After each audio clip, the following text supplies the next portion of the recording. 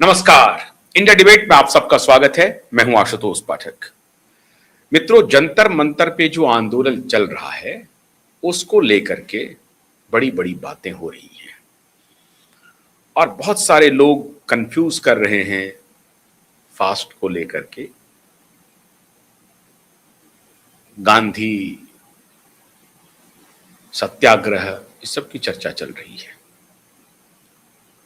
लेकिन एक बड़ी जानकारी मिल रही है और जानकारी ये है कि अब इस प्रकरण में वांगचुक जी के हंगर स्ट्राइक के प्रकरण में मोदी की एंट्री हो गई। अब इसी के लिए ये सारे जो जंतर मंतर पर इकट्ठा हुए हैं उनकी आशा भी यही थी कि प्रधानमंत्री की एंट्री होनी चाहिए, प्रधानमंत्री को रिस्पॉन्सिबल ठहराया जाएगा। तो एंट्री हो गई मोदी की, दो तरीके से। अभी और तरीके पर आते हैं, लेकिन जिस बात को लेकर के ये पूरा अभियान शुरू हुआ था उसका कंक्लूजन भी हो गया। मतलब नीट पेपर का मामला लीक हुआ था, उसमें जो मौतें हुई हैं वो बिल्कुल बहुत दुखद है और उसके लिए सरकार को जिम्मेदार होना पड़ेगा, इसमें कोई शक नहीं है। लेकिन नीट का री एग्जामिनेशन हो गया, होने के बाद आज रिजल्ट भी आ गया है उसका। 11 सवा 11 साढ़े 11 लाख बच्चे उसमें उत्तीर्ण हुए हैं। 58% लड़कियां उत्तीर्ण हुई हैं और पंजाब और हरियाणा के 2 बच्चे ज्वाइंटली टॉपर भी हुए हैं। 5 लाख से अधिक बच्चे ओबीसी कैटेगरी के हैं, नॉन क्रीमी लेयर। 5 लाख से अधिक बच्चे, और एससी कैटेगरी में भी लाख के करीब है, एसटी में भी 70-80 हजार के आसपास का आंकड़ा है, ईडब्ल्यूसी में भी लगभग 90 हजार के आसपास है, और जनरल कैटेगरी में 2 लाख कुछ हजार का है, 91 हजार या कुछ है, 3 लाख से नीचे है, 2.5 लाख से लेकिन ऊपर है। तो नीट के रिजल्ट आ गए, बच्चे खुश हैं, जो उत्तीर्ण नहीं हुए हैं वो दूसरी दफा देंगे। और सुन लीजिए, 60% से अधिक बच्चे पहली दफा इसमें शामिल हुए थे। सिर्फ 9-10% जो थे, 9-10 हजार के आसपास बच्चे जो थे वो दोबारा दे रहे थे या तिबारा दे रहे थे, लेकिन ज्यादातर बच्चे फर्स्ट अटेम्प्ट वाले थे। मतलब उनका अटेम्प्ट भी बाकी है, 2-3 अटेम्प्ट भी बाकी है उनका। जिनका अभी नहीं है वो भी अब आगे दे सकते हैं कि नहीं वो देखना पड़ेगा। लेकिन जो बच्चे उत्तीर्ण हुए हैं उनको बहुत बहुत शुभकामनाएं, बहुत बधाई। और अब आगे वो पढ़ाई करें, एक अच्छे डॉक्टर बने और डॉक्टर बनकर के देश की सेवा करें, वो पैसे कमाएं। अधिकतर तो पैसे कमाने के लिए डॉक्टर बन रहे हैं, मूल तो वही है, सच बात यही है। लेकिन कोई बात नहीं है, पैसे कमाने का हर किसी को अधिकार है, कमाया भी जाना चाहिए। साथ ही साथ वो विथ ह्यूमन फेस अगर होता है, वो अगर आप मानव की सेवा करते हुए कमाते हैं तो that is a beautiful service, उसकी सराहना भी होनी चाहिए। तो अब बच्चे उसमें जाएंगे, कोई बात नहीं है। जो बच्चे उत्तीर्ण हो गए हैं उनके परिवार वाले खुश हैं, जो नहीं हुए हैं वो अगली तैयारी के लिए तैयार हुए हैं। इनके आंदोलन से उनका कोई लेना देना नहीं है, वो माथापच्ची कर भी नहीं रहे हैं। क्यों? इसलिए कि ये धूर्तता चल रही है जंतर मंतर पर, झूठ का आडंबर चल रहा है, नृत्य गान चल रहे हैं, डांस चल रहे हैं। ठीक है, विवाद हुआ, मीडिया में खूब चला और विवाद से सरकार को संज्ञान लेना पड़ा, सरकार झुकी, सरकार को एक्शन लेना पड़ा और एक्शन के बाद ये सारे नतीजे आ गए हैं। अब वहां पर चल रहा है धूर्तता का खेल। मोदी की कैसे हो गई इस मामले में एंट्री, आपकी दिलचस्पी होगी ये जानने में, तो सुनिए। दिल्ली हाईकोर्ट में एक पीआईएल गया, राकेश कुमार सैनी नाम के एक एडवोकेट ने पीआईएल फाइल किया कि सोनम वांगचुक 18 दिन हो गया है, 17 दिन हो चुके हैं, सोनम वांगचुक की हालत बेहद खराब है और उनकी जान को खतरा है। इसलिए अदालत सरकार को आदेश दे कि उनके स्वास्थ्य की देखभाल की जाए। ये नहीं आया है कि वो बीआईएल में ये नहीं हुआ है कि उनकी मांग को मान लिया जाए। ध्यान रखिए,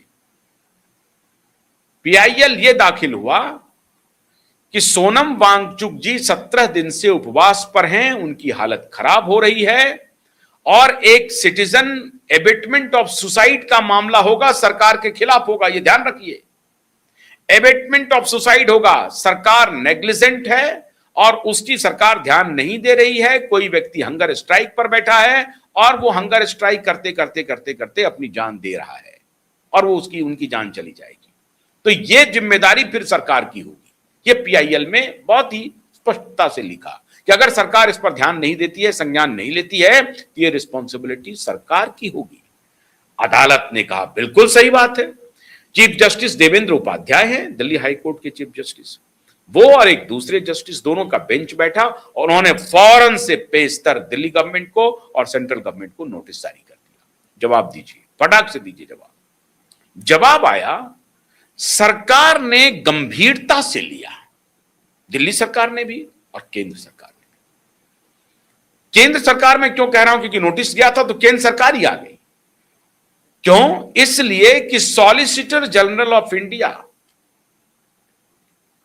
तुषार मेहता स्वयं पहुंच गए अदालत, हाईकोर्ट पहुंच गए Tushar Mehta, solicitor general of India. इसका मतलब है केंद्र सरकार ने कहा कि भैया आपको जाना पड़ेगा, आप जाइए फौरन से पेशतर।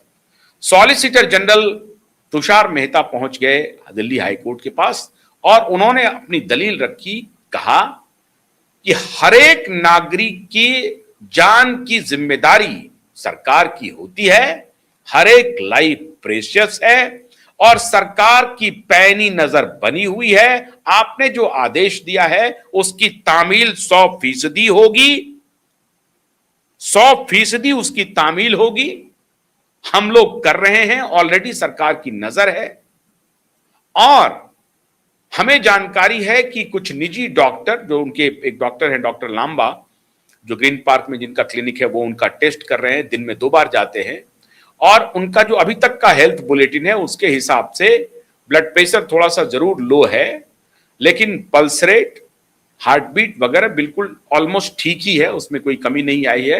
वेट उनका अब आज के दिन 9 किलो घट गया है, 9 किलो घट गया है। मसल्स जरूर कमजोर हो रहे हैं। किडनी पूरी तरह से इंटैक्ट है, किडनी फंक्शन ठीक हो रहा है, अभी तक नहीं। हाँ, आगे और बढ़ेगा तो किडनी में जो कीटोन पानी की जो बात हो रही है उसकी मात्रा बढ़ सकती है, तब फिर किडनी पर लाइफ थ्रेटनिंग असर हो सकता है, ये डॉक्टर का कहना है। हाई कोर्ट ने कहा कि जो प्राइवेट निजी डॉक्टर देख रहे हैं वो तो अलग हैं, लेकिन सरकारी डॉक्टर की आप व्यवस्था करवाइए। तुषार मेहता ने कहा, जी हुजूर, सरकारी डॉक्टर की ही व्यवस्था होगी और अब सरकारी डॉक्टर ही देखेंगे उनको। अदालत ने कहा कि अगर आवश्यकता पड़ रही है तो आपको जबरदस्ती करना पड़ सकता है, उनकी जान को बचाना पड़ेगा, आप उनको सरकारी हॉस्पिटल में दाखिल कीजिए, एम्स में भर्ती कीजिए। ये नहीं हो सकता है कि लोग भूखे रह करके जान दे दें और सरकार संज्ञान ना ले। अदालत का बहुत जोरदार आदेश हो गया। जैसे ही अदालत का आदेश हुआ, सरकार ने कहा कि हम पूरा ख्याल रखेंगे और मोदी और शाह की टीम एक्टिव हो गई। इंटेलिजेंस के लोग तो जंतर मंतर पर समझिए बैठे ही रहते हैं, हर नुक्कड़ पे जंतर मंतर पे इंटेलिजेंस के लोग बैठे हुए हैं, वो देख रहे हैं क्या गड़बड़ चल रही है। आप हैरान होंगे, हर शाम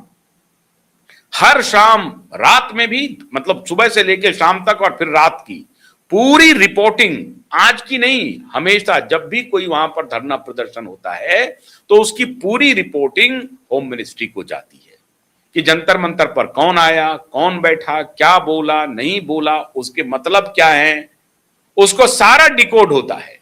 सारे डिकोड होकर के होम मिनिस्ट्री को जाता है। तो होम मिनिस्ट्री कान में तेल डाल करके सोया हुआ है, ऐसा बिल्कुल नहीं है।